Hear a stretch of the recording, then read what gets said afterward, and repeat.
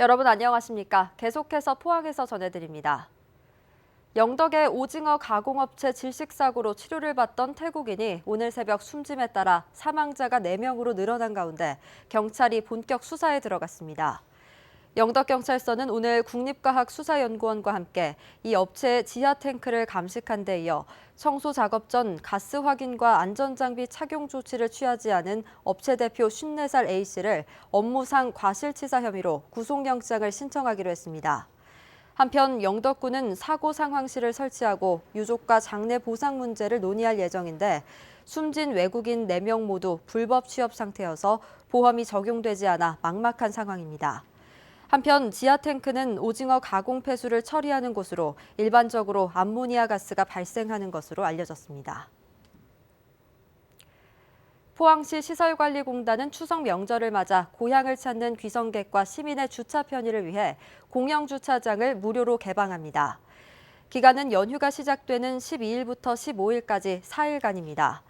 무료 개방 주차장은 혼잡이 극심한 죽도시장 3개소를 제외한 시내 주요 노상 주차장과 KTX 포항역, 대이동 영일대 공영주차장 등 16개소 1,500여 면입니다. 경주시는 추석 당일에 한해 세계문화유산인 경주 양동마을을 무료로 개방하기로 했습니다.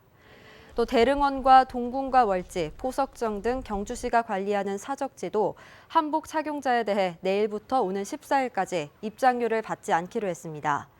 동궁원 식물원은 내일부터 오는 15일까지 한복 착용자에 대해 무료 입장을 허용하기로 했습니다. 지난 설 때 한복 착용 사적지 무료 입장객은 400여 명인 것으로 파악됐습니다. 울진군은 울진 엑스포공원 내 아쿠아리움에서 추석 연휴 동안 민속놀이 체험존과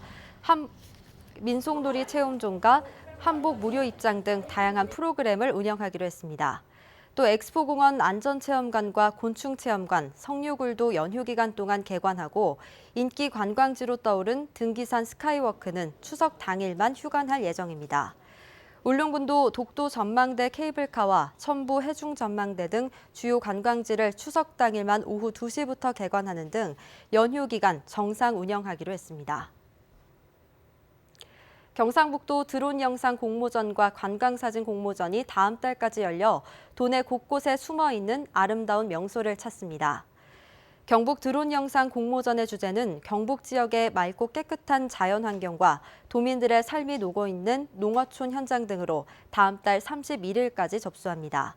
경북 관광사진 공모전은 경북의 자연환경과 유무형 문화재, 축제, 도민생활상 등 경상북도를 홍보할 수 있는 사진이면 되고 다음 달 20일까지 접수합니다.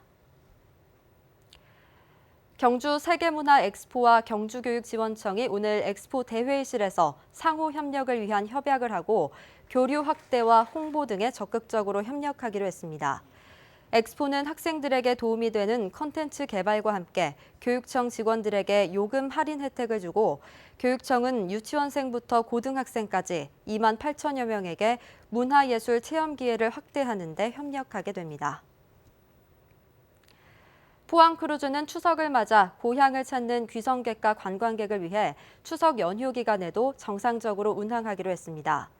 추석 연휴 동안 매표 시간은 오전 10시부터 오후 6시까지며 추석 당일은 낮 12시부터 영업합니다.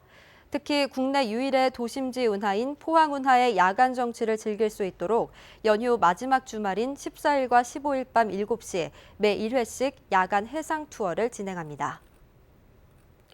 이상으로 포항 MBC 5시 뉴스를 마칩니다. 여러분 고맙습니다.